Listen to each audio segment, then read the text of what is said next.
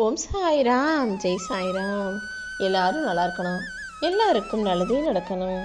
அன்பு குழந்தையே, நீ எதிர்பார்த்ததை உனக்கு நல்லபடியாக நடத்தி கொடுப்பதற்காகவும் நீ எதிர்பார்த்த விஷயத்தில் உனக்கு உதவி செய்ய ஒருவரும் தயாராக இல்லைன்றதுனால நானே களமிறங்கி உதவி செய்யவுமாக தான் இப்போது நான் உன்னை தேடி வந்தேன்.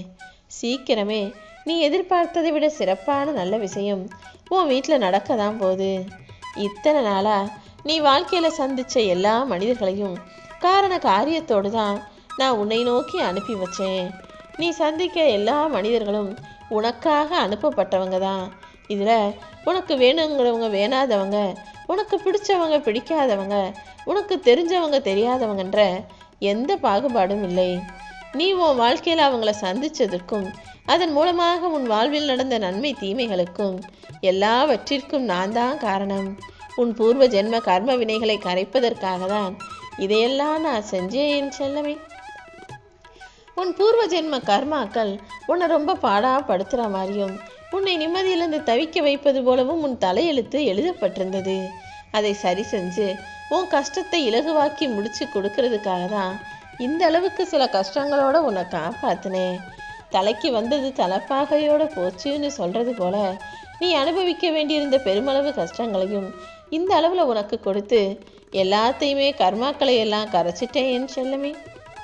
உன் வாழ்க்கையில் நீ எனக்காக எத்தனையோ நாட்கள் விளக்கேற்றி வழிபட்டிருக்க. அப்படி இருக்கும்போது உன் வாழ்க்கைக்கான விளக்கை நான் ஏற்றாமல் விட்டுடுவேனா? நீ பிரகாசத்தோடு ஜொலிப்பாய் இருப்பதை நான் பார்க்காம விட்டுடுவேனா? இதோ உனக்கான எல்லாத்தையும் செய்கிறதுக்காக வந்திருக்கேன்.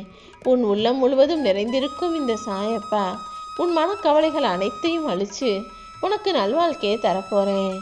4 பேருக்கு உதவி செய்யணும், 4 பேருக்கு வழிகாட்டணும்னு நினைக்கிறவங்க எல்லாருமே நஷ்டப்பட்டு கஷ்டப்பட்டு நடுத்தெருவில் நிற்கிறாங்க. அடுத்தவனை அழிச்சிட்டு மேலே வர்றவன் நல்லா ஜெயிச்சு வாழ்க்கையில் உயர்ந்து நிற்கிறானேன்னு யோசிக்காதே. எப்போவுமே எந்த கஷ்டமான சூழ்நிலை இருந்தாலும் உதவி செஞ்சுக்கிட்டே இரு. நீ அடுத்தவங்களுக்கு நல்லது நினச்சி உதவி செய்யும்போது இந்த சாயப்பா நான் உனக்கு துணையாக இருந்து உதவி செஞ்சு உனக்கான நல்ல வழியையும் காட்டுவேனேன் செல்லமே. இப்போது அப்படிதான் உன் நல்ல மனசுக்கு ஏற்றார் போல உனக்கான நல்லதை செய்கிறதுக்காக ஓடி வந்தேன். என் கண் இமைகளுக்குள் உன்னை வச்சு பத்திரமா பாதுகாத்துக்கிட்டு இருக்க நான் உன் வாழ்க்கையை பிரகாசமாக ஜொலிக்க வைக்க போகிறேன். நீ வெற்றி பெறுவதற்கான காலம் கணிஞ்சு வந்துடுச்சு. உன் பிரச்சனைகளும் உன்னுடைய பிரார்த்தனைகளும் எல்லாமே எதை எப்படி ஆகணுமோ அப்படி ஆகி பிரச்சனைகளை போக்கி பிரார்த்தனைகளை நிறைவேற்றி உன்னை நிம்மதியாக சந்தோஷமாக வாழ வைக்க நான் வந்துட்டேன் செல்லமே. எவ்வளோ பெரிய பிரச்சனைனாலும் நான் வணங்கக்கூடிய சாயப்பா என்னை காப்பாற்றுவார்ன்ற நம்பிக்கையோடு நீ கடந்து போனீனா உன் நம்பிக்கையின் மூலமாகவே நான் உன்னை காப்பாற்றுவேன். இந்த உலகத்தில் ஏன்தான் இந்த மனுஷங்க இப்படி இருக்காங்களோ, ஏன்தான் இந்த சொந்த பந்த உறவுகள் இப்படி இருக்காங்களோன்னு யோசிக்காத. நாடகம் போடக்கூடிய நரிகள் வாழும் உலகமாகத்தான் இது இருக்குது. இதில் யார் நல்லவங்க யார் கெட்டவங்க நீதான் நிதானமாக யோசித்து செயல்படணும். உன் கூட நான் இருக்கேன்ற நம்பிக்கையோட பயப்படாமல் பலம் கொண்டு திடமான மனசோட இரு. எது வந்தாலும் கலங்காதே. நான் எப்போதும் எந்த சூழ்நிலையிலும் உன்னை கைவிட மாட்டேன் என் செல்லமே. நீ முழு நம்பிக்கையோடு என்னை வணங்கும் போது உன்னுடைய முழு வாழ்க்கைக்கான பொறுப்பாளனாக நான் இருப்பேன். உனக்கும் உன் குடும்பத்துக்கும் பாதுகாவலாக இருந்து நீ எதிர்பார்த்ததை விட உன் வாழ்க்கையை சிறப்பாக பிரகாசமாக மாற்றி தரப்போகிறேன். உன் மனசு குளிர போது என் ஆசீர்வாதங்கள் பரிபூரணமாக உனக்கு கிடைக்க போகுது. அப்புறமா நீ என்கிட்ட வந்து ஆனந்த கண்ணீர் வடித்து சாயப்பா நான் கேட்டதையெல்லாம் நீங்கள் கொடுத்துட்டீங்களேன்னு மகிழ்ச்சியில் துள்ளி குதிக்க தான் போகிறேன். உன்னுடைய பக்தியையும் உன்னுடைய பிரார்த்தனைகளையும் நான் எல்லாத்தையுமே ஏற்றுக்கிட்டேன். இதில் எந்த சந்தேகமும் உனக்கு வேண்டாம். அது எல்லாத்துக்குமே சீக்கிரமே நான் பலன்களையும் கொடுக்க போகிறேன். எப்போவுமே நீ எனக்காக பெருசாக எதுவும் செய்யணும்னு நான் யோசிக்க மாட்டேன். எப்போது மனசை மகிழ்ச்சியாக வச்சுக்கிட்டு ஓம் சாய்ராம்ன்ற என்னுடைய நாமத்தை மட்டும் சொல்லிக்கிட்டே இரு. இன்னும் இன்னும் உனக்குள்ள என்னுடைய சக்திகள் வந்து சேரும். உனக்கான எல்லா விஷயங்களும் விரைவாக உன்னை நோக்கி வந்தடையும். உடம்பையும் மனசையும் சுத்தமாக வச்சுக்கிட்டு ஓம் சாய்ராம்னு நீ என்னுடைய நாமத்தை சொல்லும் போதெல்லாம் நான் உனக்குள்ளே வந்துடுவேன். உனக்காக வேலை செய்யவும் உனக்காக உதவி செய்யவும் நான் தயாராகத்தான் இருக்கேன்றதை புரிஞ்சுக்கிட்டு மனசை மகிழ்ச்சியாக வச்சுக்கோ. எல்லா நன்மைகளையும் உன் வாழ்க்கையில் நான் நடத்தி கொடுத்து உன்னை பாதுகாப்பாய் வாழ வைப்பேன் என் செல்லமே. தனக்கு வலிக்கிற வரைக்கும் இங்கே யாருக்குமே அடுத்தவங்களோட வலிங்கிறது பெருசாக தெரிகிறதே இல்லை.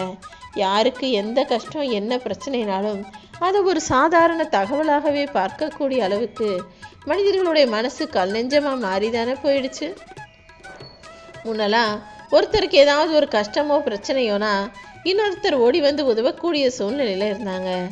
இப்போதெல்லாம் யாருக்கு என்னன்னா என்ன, என் வாழ்க்கை முக்கியம், என்னுடையதான் முக்கியம்னு பக்கத்தில் யாராவது தண்ணி இல்லாமல் தவிச்சாலும் உடல்நலம் இல்லாமல் கஷ்டப்பட்டாலுமே கூட கண்டுக்காமல் கடந்து போகக்கூடிய அளவுக்கு கல்லஞ்சம் படைச்சவங்களாக இந்த கலியுக மனிதர்கள் மாறிட்டாங்க.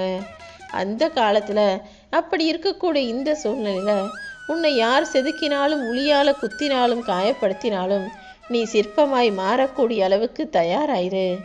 அடுத்தவங்க தவறு செஞ்சா உடனே நீதிபதியாக மாறி தீர்ப்பு சொல்லக்கூடிய மனிதர்கள் அவங்க தப்பு செஞ்சிட்டா மட்டும் வக்கீலா மாறி தான் செஞ்சது சரிதான்னு வாதாடக்கூடியவர்களாக இருக்காங்க. நீ எப்போதும் யாரையும் எந்த சூழ்நிலையிலும் விட்டு விடாதே. வாழ்க்கையில் ஆரம்பம்ன்றது கொஞ்சம் கடினமாக தான் இருக்குது. ஆனால் போக போக உன் வாழ்க்கை அழகானதாக இருக்கும் என்று சொல்லமே. எப்போவுமே அடுத்தவங்ககிட்ட போய் சண்டை போடாதன்னு நான் சொல்கிறத விட சண்டை போடும்போது வார்த்தைகளை அவசரப்பட்டு விடாதுன்னு தான் சொல்கிறேன். ஏன்னா சண்டை போடும்போது நீங்கள் கோபப்பட்டு வார்த்தைகளை விட்டுட்டீங்கன்னா அந்த வார்த்தைகள் கடைசி வரை அவங்க மனசில் வாழ்ந்துக்கிட்டு இருக்கும். பேசுகிற வார்த்தைகளை விட பேசாத மௌனம்தான் சிறந்ததுன்றதை ஞாபகம் வச்சுக்கிட்டு பொறுமையாப்போ பொறுத்துப்போ. முடிஞ்சளவு பிரச்சனைகளை தவிர்க்கலாம். வேறு வழியே இல்லை. பிரச்சனை வரும்போது வார்த்தைகளின் அளவையும் வார்த்தைகளின் பேச்சையும் வார்த்தைகளோட ஆங்காரத்தையும் குறைச்சிக்கலாம் அல்லவா? எந்த பக்கம் நீ சாச்சாலும் தீபம் எப்போதுமே மேல் நோக்கி தான் எரியும். அதே போல உனக்கு எவ்வளவு சோதனை கஷ்டங்கள் சந்தர்ப்ப சூழ்நிலை மாறினாலும் நீ எப்போதுமே உயர்வான மனநிலையோடு இருந்தினா அதுதானே உன் மதிப்பை உயர்த்தும். ஒருவரின் கோபம் குறைய குறைய இன்னொருவரின் மௌனம் அவசியமாக இருக்கும். நீயும் எப்போதுமே கோபம் வரும்போது மௌனமாக பொறுமையாக இருக்க கற்றுக்கோ. சொல் மட்டுமல்ல, மௌனம் கூட பல சமயங்களில் வாள் போன்ற வலிமையானதுதான். நீ ஒருத்தட்ட சண்டை போட்டு பதிலுக்கு பதிலாக பேசி வாக்குவாதம் செய்கிறத விட மௌனமாக அமைதியாக இருந்தாலே அதுவே அவருடைய மனசை உறுத்தி காயப்படுத்தி உன்னிடம் வந்து மன்னிப்பு கேட்கும்படி கூட செய்யக்கூடிய அற்புத சக்தி வாய்ந்ததுதான் இந்த மௌனம். முடிஞ்ச அளவுக்கு வாழ்க்கையில் எல்லா சூழ்நிலைகளிலும் பொறுமையையும் மௌனத்தையும் அமைதியையும் கையாள கற்றுக்கோ என் செல்லமே. யார் உன்னை ஒதுக்கி வச்சாலும் நீ எதுக்காகவும் கவலைப்பட வேணாம். ஏன்னா நேர்மைங்கிற வெளிச்சம் முன்னிடம் இருக்கும்போது இந்த உலகத்தில் நீ ஜெயிக்கிறதுக்குன்னு ஒரு இடத்த நான் வச்சிருப்பேன். நேர்மையானவர்களும் நியாயமானவர்களும் ஒழுக்கமானவர்களுமே இந்த பூமியில் தோத்துட்டா அப்புறம் இந்த உலகம் இருந்து பயனில்லை அல்லவா? நீ எதிர்பார்த்ததையும் நிச்சயமாக நான் உனக்கு நடத்தி கொடுக்க தான் போகிறேன். ஓம் சாய்ராம்.